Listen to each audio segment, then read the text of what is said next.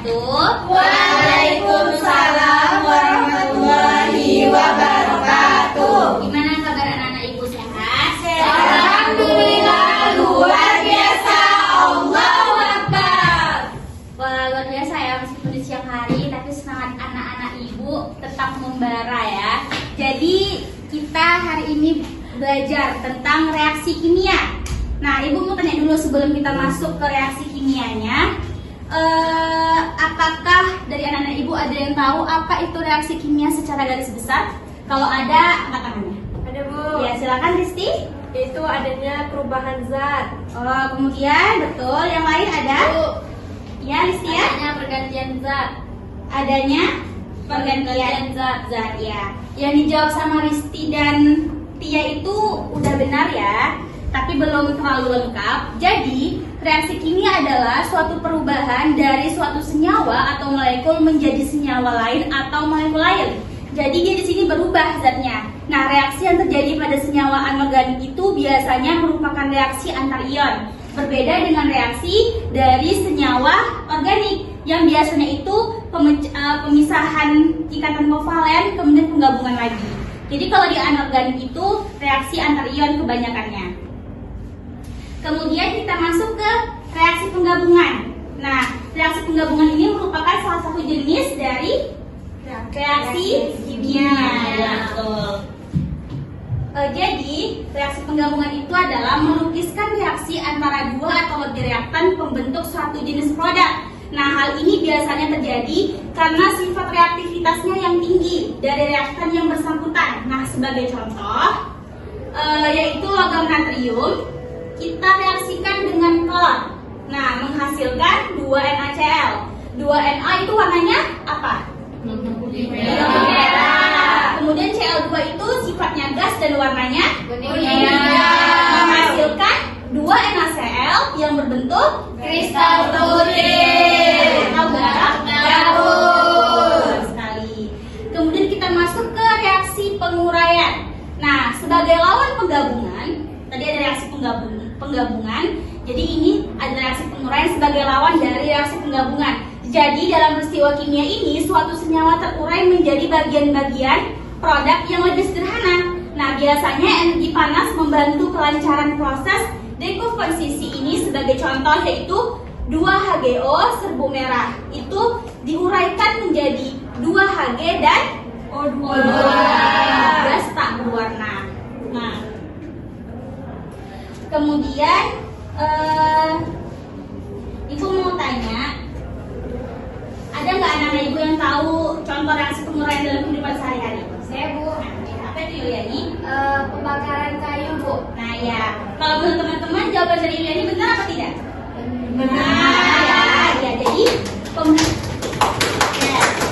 jadi pembakaran kayu itu mengapa dia disebut dengan reaksi penguraian? Karena kayu yang terbakar itu mengalami penguraian termal, di mana panas memecah senyawa organik dalam kayu menjadi karbon dioksida, air, dan abu. Nah, kita masuk ke reaksi selanjutnya, yaitu reaksi pembakaran. Reaksi yang sering sekali kita alami di kehidupan kita sehari-hari, selalu kita temukan dimanapun. Nah, reaksi pembakaran adalah reaksi yang dicirikan oleh fakta bahwa salah satu reaksinya adalah oksigen.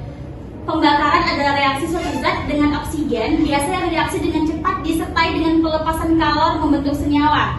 Cara termudah untuk mengenali reaksi pembakaran adalah bahwa produk selalu mengandung karbon dioksida dan air. Ini air nggak? Iya Bu. Iya kan? Iya. Ya. Jadi CH4 ditambah 2O2 menghasilkan CO2 plus 2H2O itu adalah pembakaran metana. Nah, ibu mau tanya lagi, reaksi pembakaran dalam kehidupan sehari-hari? Ada yang tahu? Ya, silakan Najwa. Ada bensin, batu bara, dan juga lilin. Nah, betul ya. Itu reaksi pembakaran yang sering kita temui dalam kehidupan sehari-hari. Kita setiap minggu pasti selalu ngisi bensin motor kan, anak ibu kan? Ya Bu. Ya Bu. Oke, baik. Kita langsung masuk ke reaksi asam basa. Nah, asam adalah donor proton H+, dan basa adalah akseptor proton. Menurut anak-anak ibu, ini definisi asam basa dari siapa? Bu. Silakan Diva. Dari Brewster Lowry Bu. Ya, betul. Betul ya, ini dari Brewster Lowry. Sebenarnya ada lagi Lewis kan. Nah, asam kuat adalah asam zat yang terionisasi sebagian. Contoh asam kuat apa?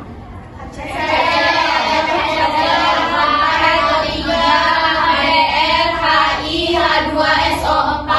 Nah, sedangkan asam lemah contohnya HCN, asam asetat, CH3COH. Nah, sementara basa adalah NaOH dan KOH. Nah, betul ya, Anak Ibu. Nah, kemudian kita masuk ke reaksi pengendapan.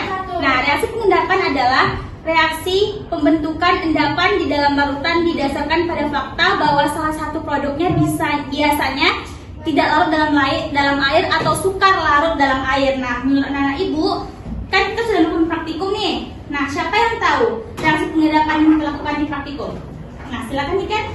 Larutan tembaga sulfat dengan natrium hidroksida, Bu. Lalu tembaga sama kalium iodida. Menghasilkan endapan. Kalium iodida menghasilkan endapan kuning. Nah, lalu Kalau CuSO4 sama NaOH itu endapan biru. nah, iya betul ya, Niken ya. Baik anak-anak, karena kita sudah masuk ke penghujung materi kita, jadi tadi ada reaksi apa aja? Pertama, pengendapan.